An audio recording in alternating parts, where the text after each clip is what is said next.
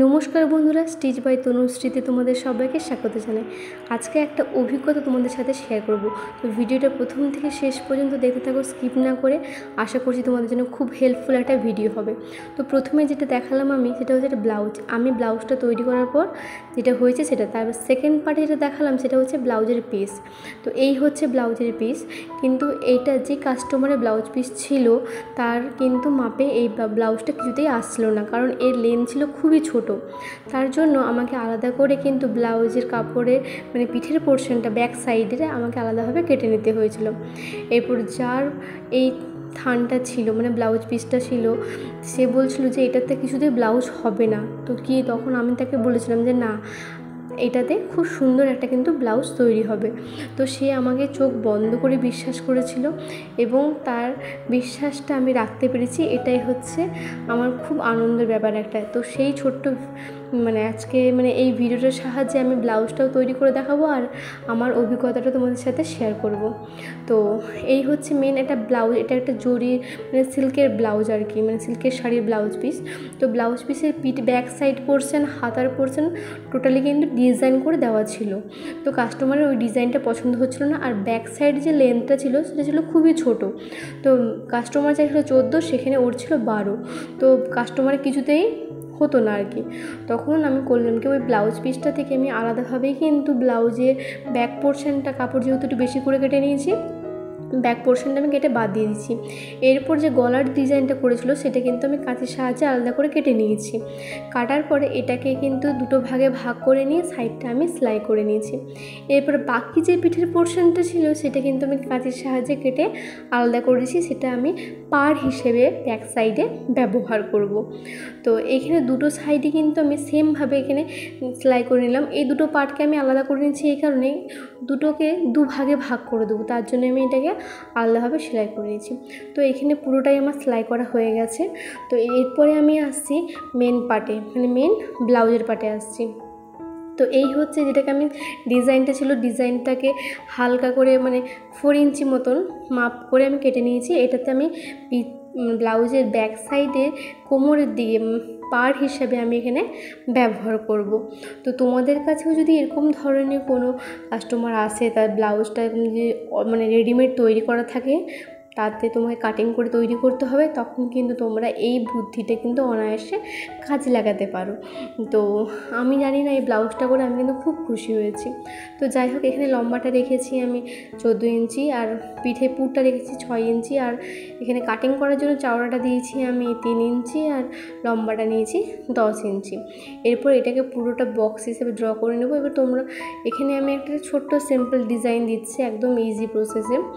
তো কাস্টমার এই ব্লাউজটা পেয়ে কিন্তু আমার খুব খুশি, এবং সে আমাকে জানিয়েছে যে ব্লাউজটা এইরকম থেকে যে এইরকম হবে সেও কিন্তু কখনো ভাবতে পারেনি।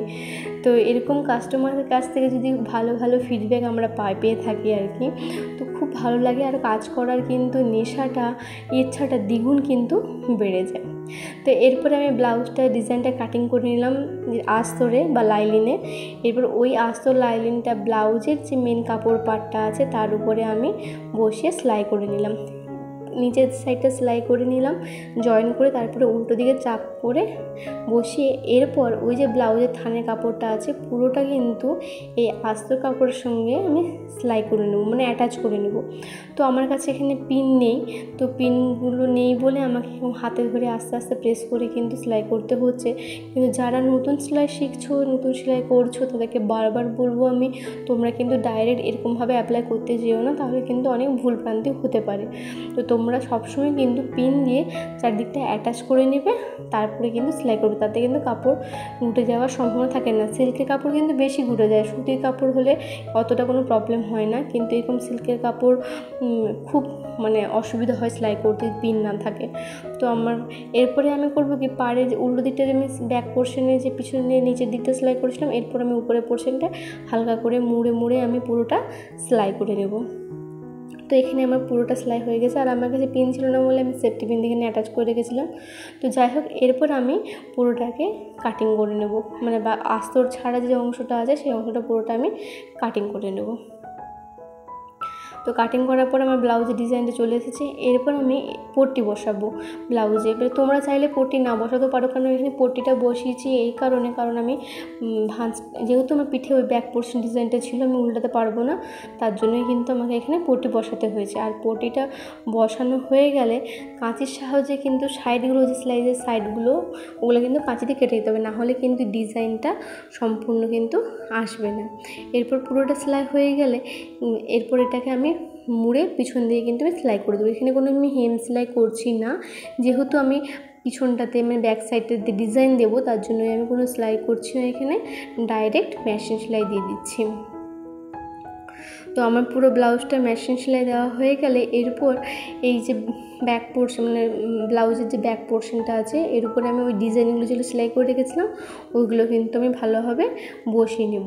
তোমরা চাইলে ওইরকম ডিজাইন না করেও বাজার থেকে কোনো লেস এনে এই ডিজাইনটাকে লেস দিয়ে কমপ্লিট করতে পারো, কিন্তু যেহেতু কাপড়ে আমার ডিজাইনটা আমি কেটে রেখেছিলাম সেলাই করে, তো সেটাই আমি এখানে ব্যবহার করব। আমি আলাদা করে কোনো লেস ব্যবহার করছি না, তোমরা চাইলে কিন্তু লেস ব্যবহার করতে পারো। তো এটাকে আমি এবারে সাইড দিয়ে পুরো সেলাই করে দেবো। এরকম অভিজ্ঞতা কিন্তু আমার আগেও এসেছিলাম, তখন আমার ইউটিউব চ্যানেল ছিল না, তার জন্যই তোমাদের সাথে শেয়ার করতে পারিনি।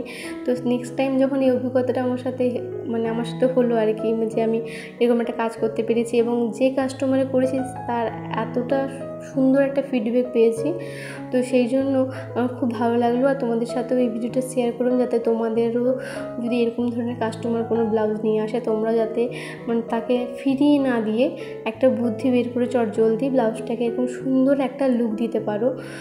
তো এখানে পুরোটা লেসটা বসানো হয়ে গেছে, এরপরে আমি এটাকে সেলাই করে নেব। আর আজকের ভিডিওটা যদি তোমাদের হেল্পফুল বলে মনে হয়, যদি ভালো লেগে থাকে, তাহলে অবশ্যই আমার চ্যানেলটিকে সাবস্ক্রাইব করে নেবে। আর যারা আমার ফেসবুক পেজ থেকে ভিডিওটা দেখছো, তারা অবশ্যই পেজটাকে কিন্তু আমার ফলো করে দিবে। আশা করছি তোমাদের জন্য কিন্তু এই ভিডিওটা খুব ভালো হবে। তো এইভাবে আমি সেলাই করে চাপ সেলাই দিয়ে এটাকে বসিয়ে নিলাম, লক করে নিলাম।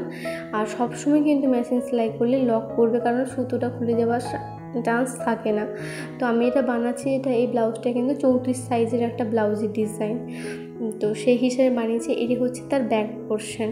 তো আমার ব্লাউজটা মোটামুটি পুরোটা কমপ্লিট হয়ে গেছে। এরপর পিঠের পোর্শন যে কুটকি দুটো দু সাইডে দেওয়া হয়, তো ওটা লেন্থটা রাখবো আমি 4 ইঞ্চি, আর নিচটা আমি রেখেছি 1/2 ইঞ্চি। তো 1/2 ইঞ্চি থেকে 4 ইঞ্চি দিয়ে আমি এখানেভাবে সমানভাবে সেলাই করে দেবো। আমি এই ব্লাউজের শুধু ব্যাক পোর্শনটা সেলাইটা তোমাদেরকে দেখিয়েছি, এবং ব্লাউজটা পুরোটা ফাইনাল লুকটাও কিন্তু আমি ভিডিও শেষে তোমাদের সাথে শেয়ার করেছি। তো যদি ভালো লেগে থাকে অবশ্যই কিন্তু আমার চ্যানেলটাকে লাইক করে দিবে। তো দেখা হবে নেক্সট একটা ভিডিওতে। ভালো থাকবেন, সুস্থ থাকবেন, সবাইকে ভালো রাখবেন। টাটা। আর হ্যাঁ, আজকের এই ব্লাউজের ডিজাইনটা কেমন লাগলো অতি অবশ্যই কিন্তু আমাকে কমেন্ট করে জানাবে।